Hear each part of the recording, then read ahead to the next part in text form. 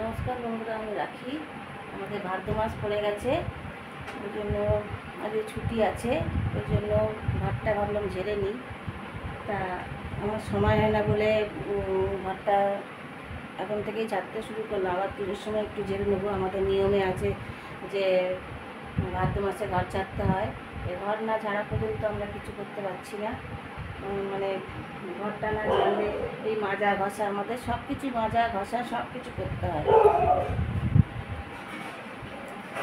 ঘরটা ঝাড়ছি।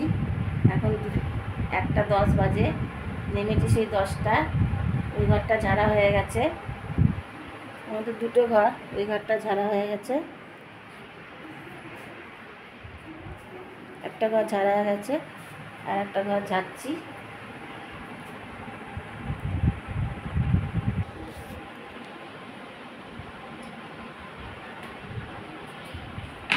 দেখুন সব বস্তা সব নামিয়েছি তাক থেকে। আমাদের তাকটা খুব উঁচু, হাত যায় না। তো আমার হাজব্যান্ডই নামিয়ে দেয়, কিন্তু বাড়ি নেই বলে আমাকেই নামাতে হচ্ছে, জন্য খুব কষ্ট হয়েছে। আমাদের তাক আমাদের হাতে যায় না, চেয়ার দিয়েও হাতে যায় না। এখনও এইগুলো নামাবো, এখনও কিছু জিনিস আছে নামাবো, সব আস্তে আস্তে করে নামানোর পর সব ঝাড়াঝুড়ি করবো।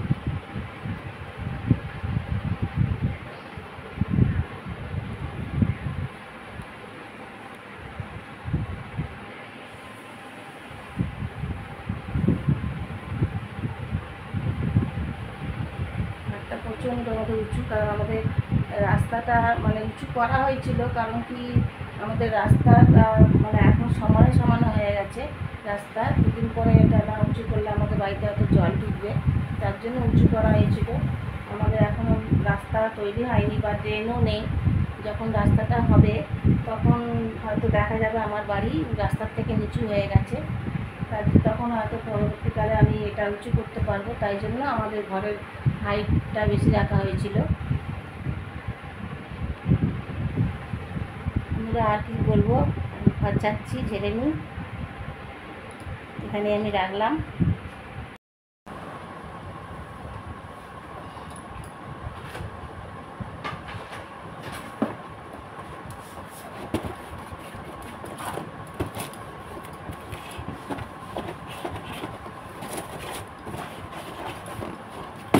আগে তো সপ্তাহে ঘর ঝাড়তাম, এখন এই ইউটিউবে এসে সপ্তাহে ঘর ঝাড়া তো হয় না।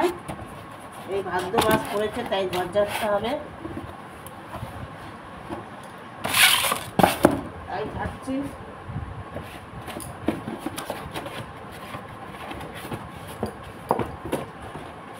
প্রচণ্ড ধুলো পড়েছে, সেই সকাল 10টাতে আমার নেমেছি,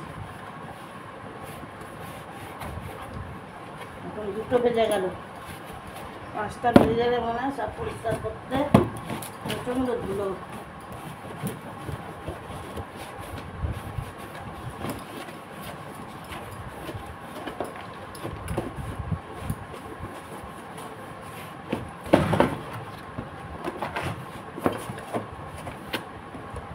সব তাক থেকে নামিয়েছি।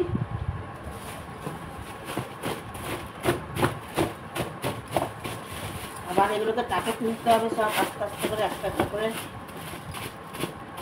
তাক বলতে সানসেট।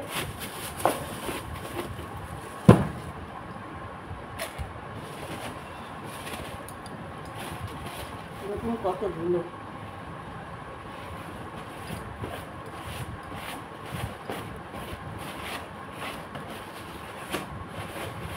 আমাদের এমনি বাড়িতে খুব ধুলো পড়ে, কেন জানি না। ভেতর দিকে বাড়ি, তাও এত ধুলো পড়ে সে বলার মতো না।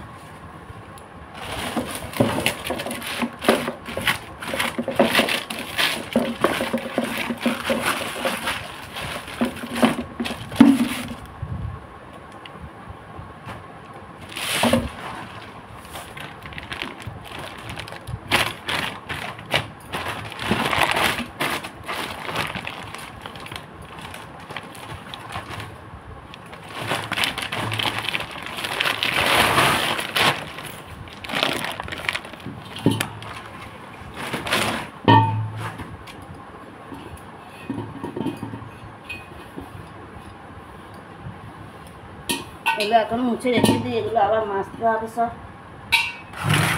ঘরটা ঝাড়া থাকলে এগুলো এক একদিন করে মাজা যায়। আমাদের ভাদ্র মাসের নিয়ম হচ্ছে ছুঁচের বাক্স থেকে শুরু করে সব মানে পরিষ্কার করতে হবে। ঘরটা ঝাড়া থাকলে মাজা যায়।